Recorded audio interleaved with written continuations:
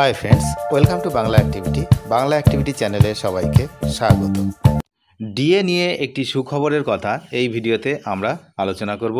সেটা হচ্ছে এই মাসের শেষেই মিলবে বকেয়া, অর্থাৎ সুপ্রিম কোর্টের যে সময়সীমা বেঁধে দেওয়া হয়েছে সেই সময়সীমার মধ্যেই কিন্তু ডিএ মিলবে। এবং কিভাবে মিলবে না, 80% ডিএ অ্যাকাউন্টে আর 20% জিপিএফে। তো মেনলি কি হবে না, কি পদ্ধতিতে দেওয়া হবে কর্মরতদের জন্য আর পেনশনভোগীদের জন্য, সেটা কিন্তু বিস্তারিত এই ভিডিওতে কিন্তু আমরা জেনে নেব। রাজ্য সরকারি কর্মীদের জন্য এটি একটি গুরুত্বপূর্ণ খবর।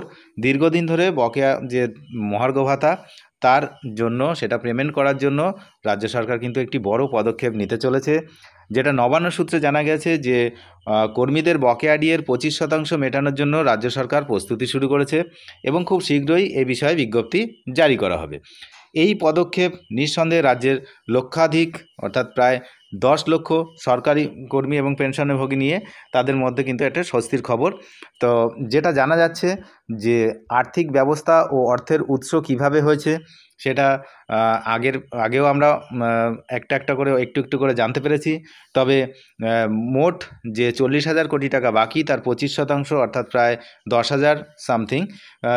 তো 10,000 কোটি টাকার একটু বেশি, অ্যাকচুয়ালি 40,000 কোটি টাকার একটু বেশি বাকি রয়েছে। তো সেটা মেটাতে চলেছে রাজ্য। আর এই অর্থ জোগাড় করার জন্য ইতিমধ্যে তারা পদক্ষেপ নিয়েছে বিভিন্নভাবে, সেগুলো কিন্তু আগের ভিডিওতে আমরা জেনেছি। তো সেইগুলো নিয়ে আজকের আলোচনা নয়, আলোচনার বিষয় হচ্ছে যে অর্থ দেওয়া হবে সেটা কিভাবে দেওয়া হবে। তো ডিএ মেটানোর মেন পদ্ধতি তো নবান্ন সূত্রে যা জানা যাচ্ছে তা হলো কর্মরত কর্মীদের জন্য একরকম আর পেনশনভোগীদের জন্য একরকম। যারা কর্মরত কর্মী রয়েছেন বকেয়া ডিএর 25%-এর 80%, মানে যে 25% যেটা হবে, যত টাকা হবে তার 80% সরাসরি কর্মীদের বেতন অ্যাকাউন্টে জমা করা হবে। আর বাকি 20% কর্মীদের প্রভিডেন্ট ফান্ড বা পিএফ অ্যাকাউন্টে জমা করার প্রস্তাব দেওয়া হয়েছে। এর ফলে কর্মীদের হাতে নগদ টাকার পাশাপাশি ভবিষ্যৎ নিধিও সুরক্ষিত থাকবে। তার মানে এখানে একটা যে টেকনিক নেওয়া হয়েছে যে 80% দেওয়া হবে আর 20% যে পিএফ অ্যাকাউন্টে দেওয়া হবে, সেই টাকাটা কিন্তু যে 20% সেটার জন্য কিন্তু কিছুটা সময় পাবে রাজ্য সরকার। সেরকমই চিন্তাভাবনা করে কিন্তু এই সিদ্ধান্ত নেওয়া হয়েছে। আর পেনশনভোগীদের জন্য, পেনশনভোগী এবং ফ্যামিলি পেনশনার যারা রয়েছে তাদের ক্ষেত্রে সম্পূর্ণ বকেয়া টাকাই তাদের পেনশন অ্যাকাউন্টে সরাসরি জমা করা হবে। তাদের ক্ষেত্রে পিএফে টাকা জমার কোনো বিষয় থাকছে না, যেহেতু তাদের পিএফ অ্যাকাউন্ট নেই। এই পদ্ধতির মাধ্যমে রাজ্য সরকার আপাতত 8,000 কোটি টাকা দিয়েই বকেয়া মেটানোর প্রক্রিয়া শুরু করতে পারবে এবং বাকি 2,000 কোটি টাকা জোগাড় করার জন্য কিছুটা সময় পাবে। ওই যে আমি বললাম যে 20% পিএফ অ্যাকাউন্টে দেওয়ার কথা বলছে, সুতরাং এই যে বাকি টাকাটা সেটা জোগাড় করার জন্য কিছুটা সময় পাবে। তবে ডিএর একাংশ পিএফ অ্যাকাউন্টে জমা দেওয়ার প্রস্তাবটি আইনি দিক থেকে কতটা সঠিক তা নিয়েও ইতিমধ্যে কিন্তু আইনি পরামর্শ নেওয়া হচ্ছে। আইনি বিশেষজ্ঞদের মতামত নিচ্ছে রাজ্য, যাতে ভবিষ্যতে কোনো আইনি জটিলতা তৈরি না হয় এবং আদালত অবমাননার কোনো অভিযোগ না ওঠে, সেদিকেও কিন্তু নজর রেখে এই ব্যবস্থা নেওয়া হচ্ছে।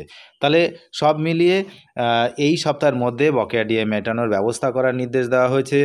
সব মিলিয়ে রাজ্য সরকারি কর্মীরা খুব শীঘ্রই তাদের প্রাপ্য বকেয়া ডিএর একাংশ কিন্তু পেতে চলেছেন, যেটা এতদিনের দীর্ঘদিনের লড়াই, সেই লড়াইয়ের কিন্তু ফলাফল অবশেষে মিলবে বলেই সবাই আমরা আশা করে বসে আছি। তবে যেটা বললাম, ফ্যামিলি পেনশনার এবং পেনশনভোগীদের চিন্তার কোনো কারণ নেই। তাদের যে টাকা, বকেয়া টাকা, সেটা সরাসরি তাদের অ্যাকাউন্টে চলে যাবে। আমি আবারও বলছি, সরাসরি তাদের অ্যাকাউন্টে চলে যাবে এবং কর্মরতদের জন্য 80% 20%, অর্থাৎ বকেয়ার 80% ব্যাঙ্ক অ্যাকাউন্টে, 20% পিএফ অ্যাকাউন্টে। মানে কারোর যদি বকেয়া থাকে 1 লাখ টাকা, সে 80,000 টাকা তার যে স্যালারি অ্যাকাউন্ট সেখানে পাবে, আর বাকি 20,000 টাকা তার পিএফ অ্যাকাউন্টে জমা হবে। অনেক ধন্যবাদ শেষ পর্যন্ত দেখার জন্য। চ্যানেলে নতুন হলে অবশ্যই চ্যানেলটিকে সাবস্ক্রাইব করে সঙ্গে থাকবেন।